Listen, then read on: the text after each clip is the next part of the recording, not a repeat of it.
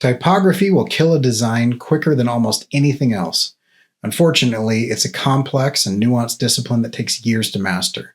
Using the wrong typeface or an illegible font or breaking some of the rules will distract your audience and ruin the design.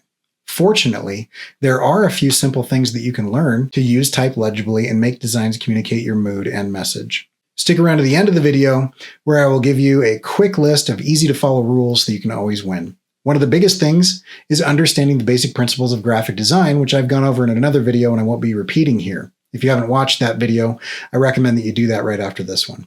I will be referencing Robin Williams, no, not that Robin Williams, Non-Designer's Design Book, which is a great primer on the subject. Let's jump into a few definitions so that we're all on the same page. A typeface is a group of fonts. A font is a specific version of a typeface. So Avenir Next is a typeface, and Avenir Next Ultralight is a font. American Typewriter is a typeface, and American Typewriter Semi-Bold is a font. Serifs are these little bits coming off of the ends and corners of a letter. Stress is the thinner part of a letter where it would break if it was bent. There are thousands of different ways to categorize typefaces, and not every typeface will cleanly sit in a category. An understanding of the following 6 categories will get every beginner all they need to get started. Those categories are old style, modern, slab serif, sans serif, script, and decorative. Old style has a diagonal stress, tapering serifs, moderate thick to thin transition. These are very legible and are great for all types of uses, including body copy. You'll see these a lot in books. They feel a little bit invisible because we're so used to them, and they are so old. Modern fonts were made much more recently. They have a vertical stress, horizontal serifs, radical or drastic thick to thin transitions. These are terrible for body copy because the thinner parts become kind of illegible, but they're great for when they're used larger as headers, subheaders, things like that, but just not too small. Slab serif, there's vertical or no stress, minor or no thick to thin transitions, and thick slab-like serifs. Very bold, they feel very heavy and important. Sans serif, sans means without, and this has none of a lot of things. No stress, no transitions, and no serifs. These are very legible, can be used if you use a lighter sans serif in body copy, and are great bold or medium weight to take up a lot of space and look very legible from a distance on that type of advertising or as headers or those types of things. Script fonts or handwritten fonts are easy to identify because they look like they're handwritten. Great for certain types of things, terrible for body copy. The one exception to that is going to be in comic books. They tend to have a script font in the speech bubbles, but you'll notice that those are small. They're not large blocks of text. You're not going to get paragraphs and things. They're going to be kind of broken up into balloons. So never use a script font in body copy. Decorative fonts are kind of the weird things, the warped, the distressed, the ornate, really awful for body copy, great for everything else. The 2 that are okay for body copy, old style and sans serif. Now, each typeface has a mood or personality, and each takes with it some of the elements of the era in which it was created or in the era that it is referencing. Fonts designed in the 1920s feel drastically different than those designed in the 1960s.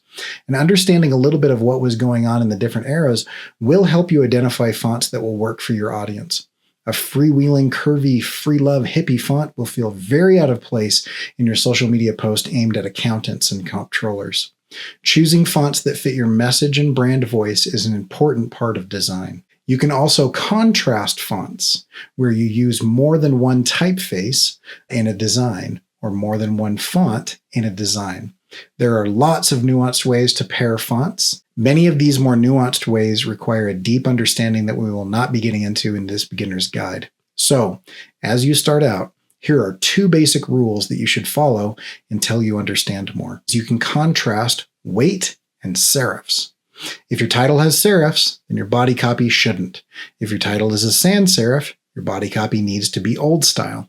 If your title is thick, your body copy needs to be thin or medium weighted.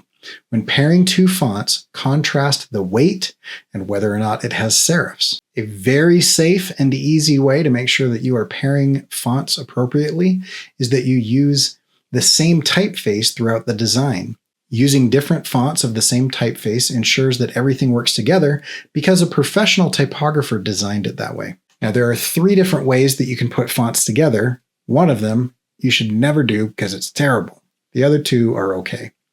When you're pairing fonts, you can have concordant, contrasting, or conflicting pairs. The concordant relationship is when everything matches because all of the fonts are part of the same typeface. A contrasting relationship is where you use typefaces that are intentionally different.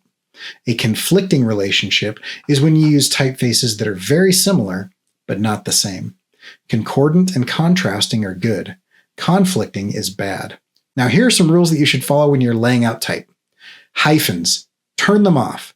Unless you're formatting a novel, hyphens create more problems than they solve. Center aligned text.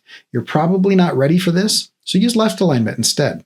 If you do want to attempt center aligned text, make sure that the line breaks group phrases and ideas together, and the silhouette of the text bulges outward, so avoid that hourglass shape. Widows and orphans. These are the single words or a few small words that are abandoned at the end of a paragraph. Don't leave them there.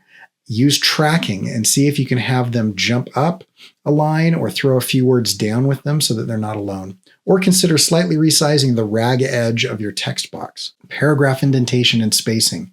There are 2 different ways that you can start a new paragraph.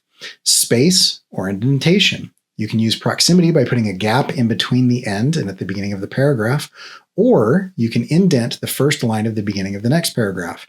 You should never do both. Never indent and space. The last thing, only use a sans serif or old style in your body copy. All of the other categories are going to cause you problems. If you follow these rules and you start with this understanding of what's going on, then you can create designs that use legible and appropriate type that doesn't distract from your audience and in fact enhances the design of what you're doing. Go make stuff.